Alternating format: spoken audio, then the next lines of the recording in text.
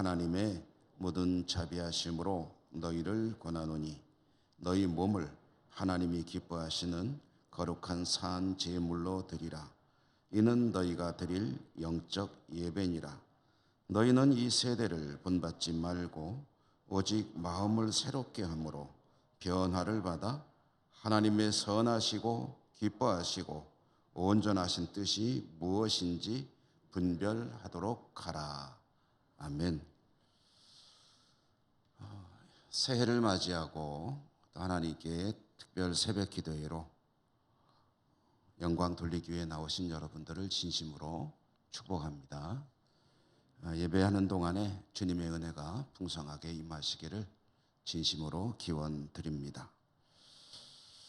2024년 새해를 맞이하고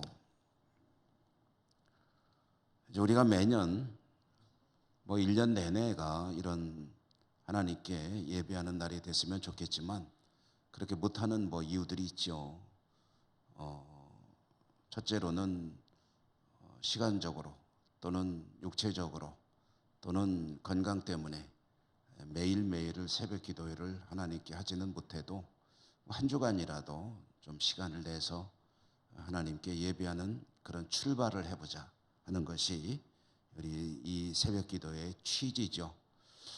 평상시보다 조금 더 우리 교우들이 많이 나와서 예배를 드리니 하나님께서 또 그것도 기뻐하시리라 믿습니다. 한 주간 보통 전에는 한 40일 이렇게 했죠. 40일 이렇게 하다 보니 이제 한 20일쯤 지나면은 특별 새벽기도회가 보통 새벽기도회가 돼가지고 그러면 20일로 한번 줄여보면 어떨까 했더니 20일 하면은 또 한 열흘쯤 지나면은 또 그 다음에는 또 특별자를 떼야 되지 않겠는가. 그래서 그냥 저도 좀 궁리하고 우리 장로님들과 함께 논의하다가 짧지만은 처음부터 끝까지 완주하는 그런 기도회로 삼아봤으면 좋겠습니다 하고 짧습니다. 일주일이면 옛날 40일에 비하면 굉장히 짧아요. 그래서 오늘 시작하신 여러분들이 특별한 사정이 발생하지 않는다면 그러면 이 신년 일주일간의 새벽 기도에 개근하시고 하나님께 또 영광도 돌리고 은혜도 풍성한 그런 출발이 되시기를 바라는 마음입니다. 금년도 특별 새벽 기도에 한 주간 새벽 기도를 할 때마다 저는 좀 테마를 한 가지씩 정해가지고 그렇게 진행을 해보자 하는 그런 생각을 늘 가지고 있는데요.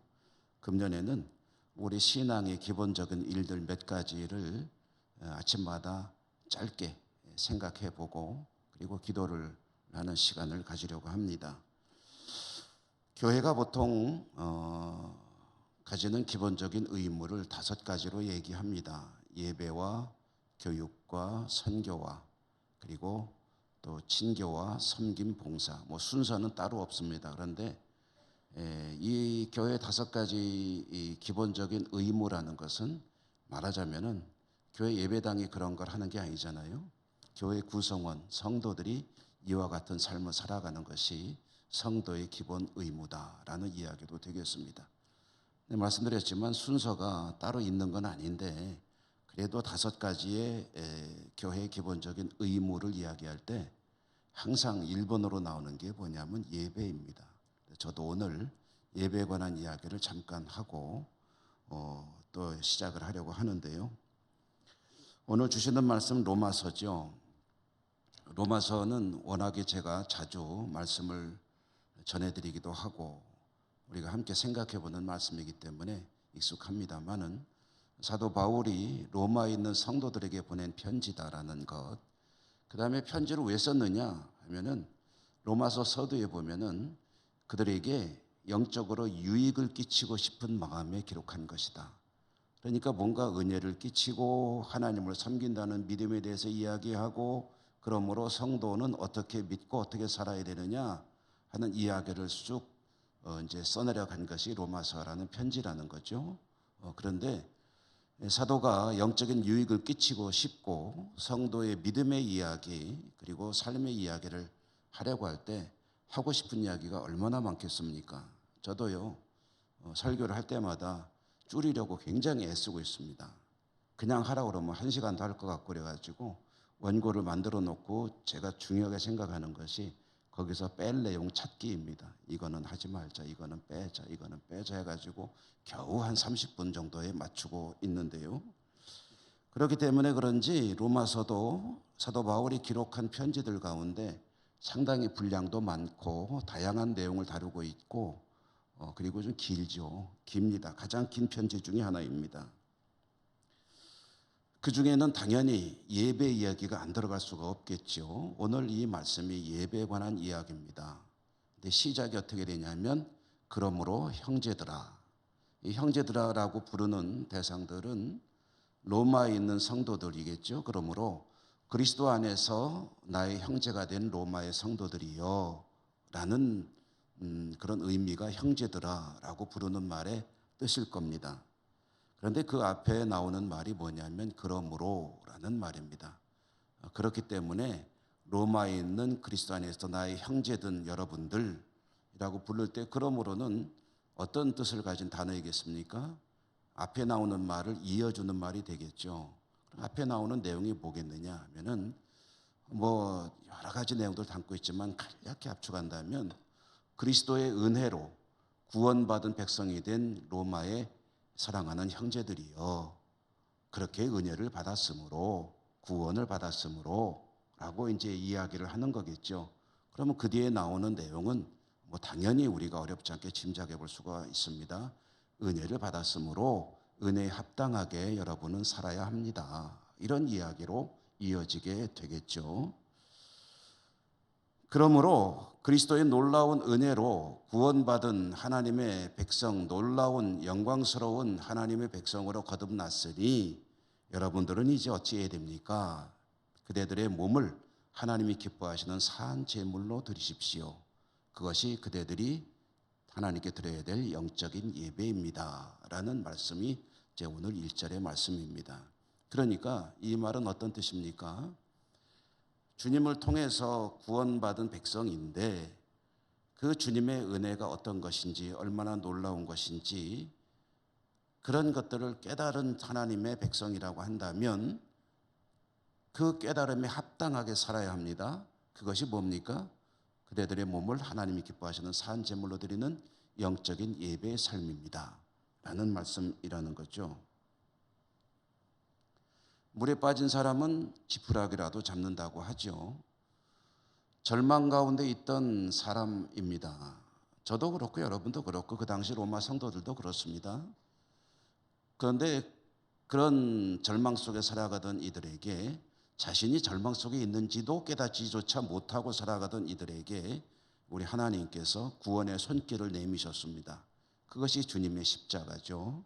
구원의 손길을 내미신 그 주님의 손을 어찌해야 되느냐? 물에 빠지면 지푸라기라도 잡는데 구원받는 소망이 주어졌으니 그 주님의 손을 꽉 잡고 살아가야 하는 것이 아니냐. 그것이 예배라는 겁니다. 주님의 손을 꽉 잡고 살아가는 것. 그것이 자신을 산제물로 드리는 것. 여러분 영적 예배라고 했는데요. 이 영적 예배라는 말이 굉장히 자칫하면은 잘못 이해되거나 또는 무슨 말인지 모르고 넘어갈 가능성이 많은데 이 영적이라는 것, 여러분 영적이라는 게 뭡니까? 은사를 많이 받으면 영적인 겁니까? 아니 무엇이 영적입니까? 이 영적이라는 말을 말의 뜻을 가지고 찾아보면은요, 이게 뭐냐면은 당연한이라는 뜻입니다. 마땅한. 그러니까 영적인 사람이야 라고 한다면 그게 어떤 의미냐면요, 하나님의 은혜를 잘 깨달았고 그러므로 하나님의 뜻에 어떻게든 합당하게 살려는 자세, 그게 영적인 겁니다. 그래서 다른 말로 번역하면 논리적인 귀결이다. 영적 예배는 하나님의 은혜를 깨달았기 때문에 당연히 그렇게 추구하게 될 삶, 그것이 영적인 예배입니다. 그런 의미를 가지고 있거든요.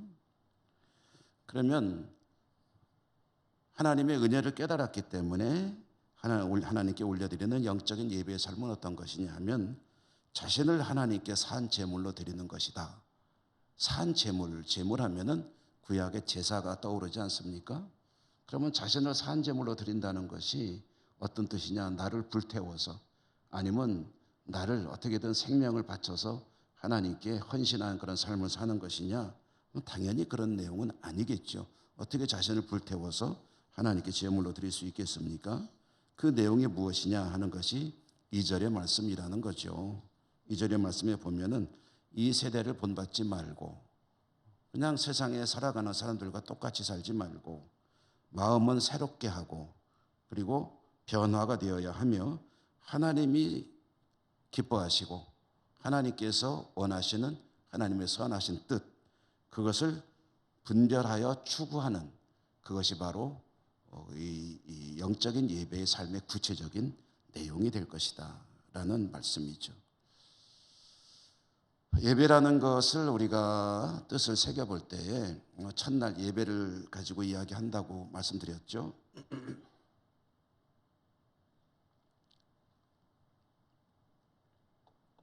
모든 말이 그렇겠지만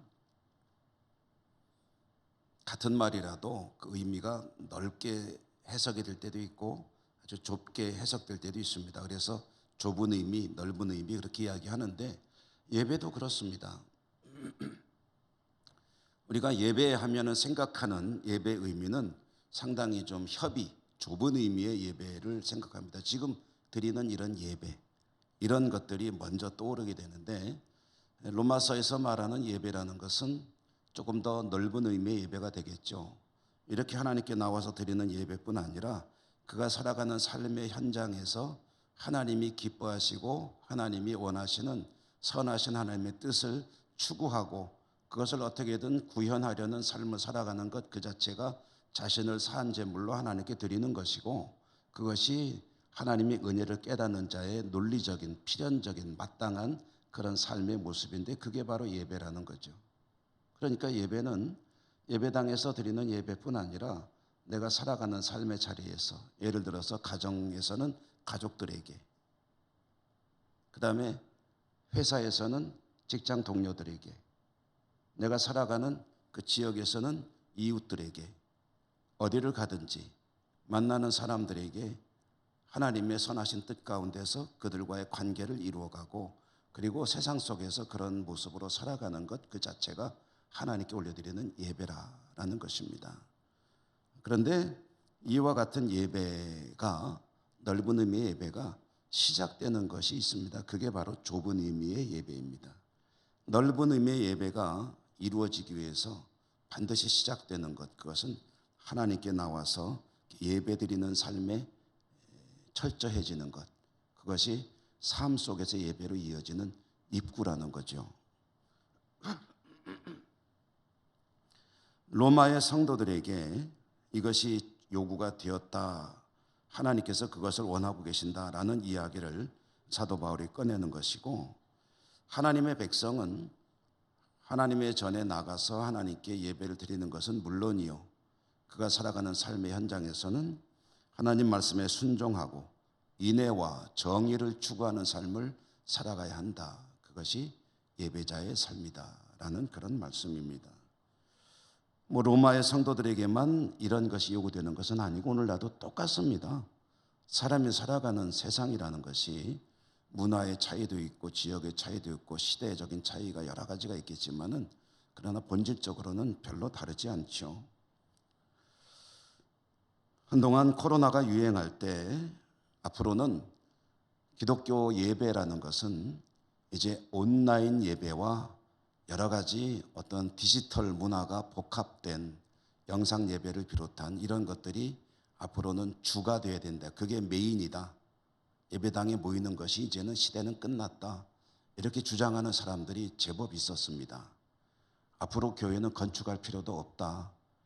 교회 목회자는 스튜디오 만들어 놓고 거기에서 영상 출력하고 성도들은 스마트폰이든 집에서 노트북이든 이런 영상 기기를 통해서 함께 예배를 드리면 되는 시대가 되었다.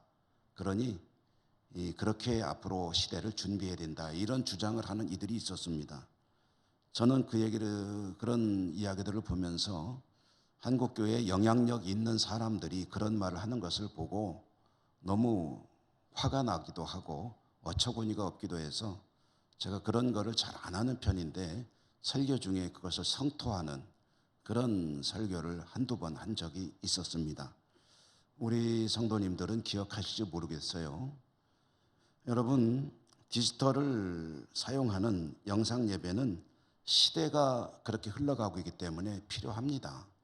그런데 그 영상 예배는 어떤 이들에게 필요한 것이냐 하면 예배당에 올 수 없는 형편에 있는 이들에게는 그렇게라도 예배에 참여할 수 있는 기회가 주어지는 것이, 그건 문명의 이익이니까요. 그걸 사용하는 것이 저는 맞다는 생각을 가지고 있습니다. 병원에 입원 중이거나 또는 해외나 국내외 출타 중에 있거나 또는 이런저런 형편과 사정 때문에 자신이 섬기는 교회에 나가기 어려울 때, 그럴 때 또 마땅히 예배드릴 교회를 주위에서 찾기 어려울 때, 이럴 때 이런 디지털 기기들을 활용해서 그래도 예배에 참여하는 것은 하나님이 받으시는 예배가 됩니다. 그러나 그 영상 예배, 디지털 온라인 예배가 예배의 중심이 된다, 이것은 예배의 본질에 대해서 전혀 생각하지 않는 사람들의 말입니다. 예배는 근본적으로 모임이고, 교회는 모임이고, 모이면 하나님을 예배하고, 흩어지면 하나님의 뜻을 추구하는 삶을 살아가는 것이 은혜를 깨달은 자의 당연한 모습이다. 그게 영적 예배라는 말의 뜻입니다. 여러분 기억하십시오. 영적이란 게 뭐냐? 무슨 은사나 신령한 거라고 생각하지 마십시오. 영적은 은혜에 따르는 당연한 모습, 그게 영적인 것입니다. 은혜를 깨달은 자가 당연히 추구하는 모습, 가치, 이게 영적인 것입니다. 그리고 그 시작은 예배라는 것이죠. 예배는 모이는 것이고, 모여야 할 그때에 하나님께 나와서 최선을 다해 영광 올려드리고 찬양과 경배를 드리고, 그리고 하나님은 그 백성들에게 말씀을 주시고 그리고 복을 선언하시는, 이것이 예배의 자리에서 이루어지는 이 가장 좁은 의미의 예배, 이것이 영적 예배 삶의 관문이다라는 것이죠. 새로운 해 2024년이 시작이 됩니다. 금년에 저도 그렇고 여러분도 그렇고 우리 모두는 이 예배에 승리하는, 성공하는 한 해로 살아갈 수 있기를 간절히 소망합니다. 예배당에 모이는 예배, 우리 삶의 현장에서 하나님의 뜻을 잘 분별하는 예배의 승리자, 우리 모두가 승리자가 될 수 있기를 주님 이름으로 축원합니다. 기도하겠습니다. 은혜로우신 하나님, 2024년 새해가 시작이 됐습니다. 우리 모두는 이 새해가 그동안 코로나로 인해서 어쩔 수 없이 감수해야 했던 교회와 신앙의 위축기를 벗어나 새롭게 도약하는 그런 원년이 되기를 소망합니다. 금년을 시작하며 올려드리는 이 새벽 예배, 오늘은 예배를 원하시는 하나님의 말씀을 저희가 함께 나누었습니다. 예배당에서 드리는 예배는 물론 어디에서나 하나님께 영광 돌려드리는 하나님의 사람들이 될 수 있기를 다짐해 봅니다. 성령님 도와주시고 승리하는 복된 한 해가 될 수 있도록 은혜 풍성케 하여 주시옵소서. 우리의 기도를 들으시고 축복하여 주시길 원하고 감사하고 예수님 이름으로 기도드립니다. 아멘. 하늘에 계신 우리 아버지 이름을 거룩하게 하시며 아버지의 나라가 오게 하시며 아버지의 뜻이 하늘에서와 같이 땅에서도 이루어지게 하소서. 오늘 우리에게 일용할 양식을 주시고 우리가 우리에게 잘못한 사람을 용서하여 준 것 같이 우리 죄를 용서하여 주시고 우리를 시험에 빠지지 않게 하시고 악에서 구하소서. 나라와 권능과 영광이 영원히 아버지의 것입니다. 아멘. 우리 하나님께 기도하십시다. 먼저 여러분의 한 해 동안에 힘쓸 개인적인 여러 가지 기도 제목들 하나님께 믿음으로 또 감사로 고하는 시간이 되시기 바랍니다. 그리고 오늘 주신 말씀대로 금년 한 해가 예배 힘쓸 때 하나님이 기뻐 받으시는 예배에 성공하는 한 해가 될 수 있도록 하나님의 도우심을 구하시기 바랍니다. 우리 가운데 여러 가지 질병으로 고통 가운데 있는 환우들이 많이 있습니다. 암투병하는 이들, 치료가 참 어려운 육체적인, 정서적인, 영적인 질병들, 그리고 여러 가지 문제들, 또 환우들을 돌보는 가족들도 많이 힘들어하죠. 그들을 위해서도 기도해 주시기 바랍니다. 이런 여러 가지 기도 제목들과 또 국내외 우리 나라와 민족과 우리 지역 예천과 우리 교회를 위해서 기도하실 때 특별히 연세 높으신 어른들의 건강을 위해서도 기도해 주시고 또 우리 교회 학교를 위해서도 기도해 주시기 바랍니다. 해외 선교지 지구촌의 평화를 위해서도 기도해 주시고요. 이런 여러 가지 기도 제목들을 여러분 생각나시는 모든 것들 하나님께 하나하나 간구하시고 또 하나님으로 앞으로 나아가는 그런 기도의 시간이 되시길 바랍니다. 우리 주님 이름 한번 부르고 다 같이 소리 내어 기도하도록 하겠습니다. 주여.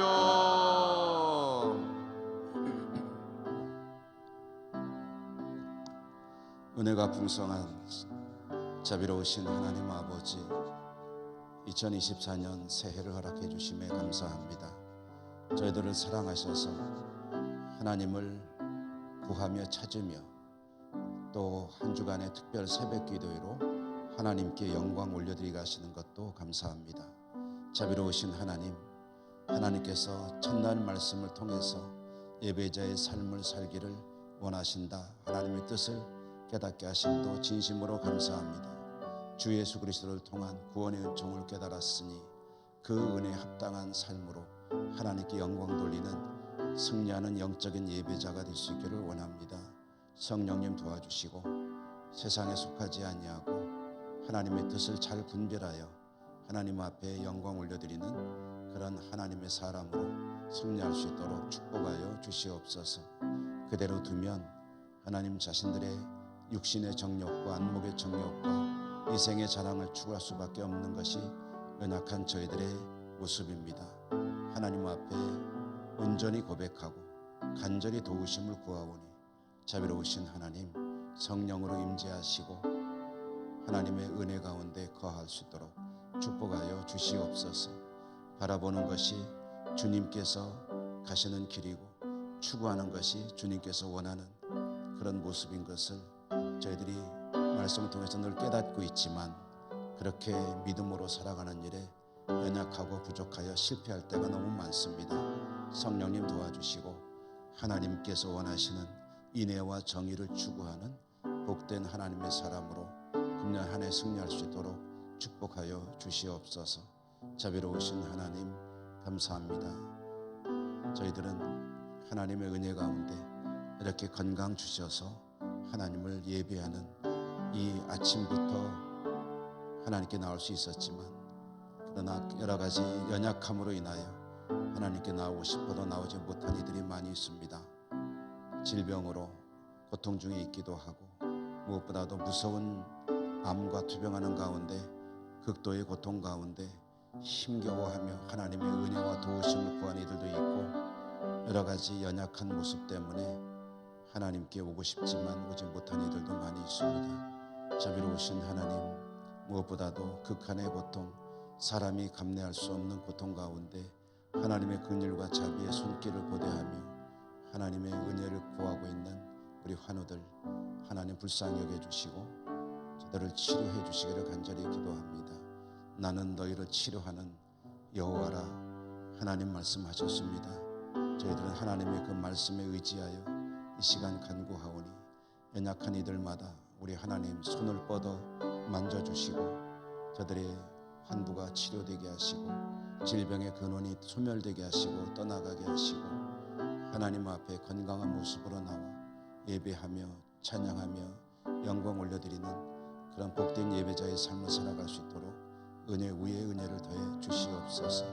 자비로우신 하나님, 질병의 문제뿐 아니라 여러 가지 삶의 문제로 힘겨워하는 이들이 너무 많습니다. 경제적인 문제, 가정의 문제, 자녀의 문제, 여러 가지 삶의 문제들 하나님만이 온전한 해결자가 되시고 문제에 대해서 매듭을 지어주시는 분임을 믿음으로 고백하며 간구합니다. 도와주시옵소서. 은혜 내려 주시옵소서. 문제마다 해결되게 해주시고 금년에 하나님의 돌보신 은혜를 풍성히 누리는 복된 한 해가 되게 하여 주시옵소서. 자비로우신 하나님, 오늘도 저희들의 간구를 들으시고 은혜 내려 주시리라 믿습니다. 우리 이 나라 이 민족 위에 긍휼과 자비를 베풀어 주시고 정의로운 정치가 이루어지게 하시며 하나님의 영광에 드러나는 우리나라 이 민족 되게 해주시고 세계 열방을 향하여 제사장 나라 제사장 민족의 사명을 잘 감당하는 우리 한민족 대한민국이 되게 하여 주옵소서. 자비로우신 하나님, 정치인들이 정쟁을 그치고 우리 백성들을 위한 정치를 펼쳐나가는 그런 금년도 한 해가 되기를 원합니다. 하나님, 무엇보다도 정치하는 이들에게 정의로운 마음을 주시옵소서. 그들 중에는 하나님의 백성들이 많이 있습니다. 하나님의 백성들이 먼저 하나님의 뜻을 구하는 그런 전개가 되게 하시고 자비로우신 하나님, 교회를 통해서 하나님의 뜻을 추구하는 정치인들이 많이 배출이 되게 하여 주시옵소서. 자비로우신 하나님 감사합니다.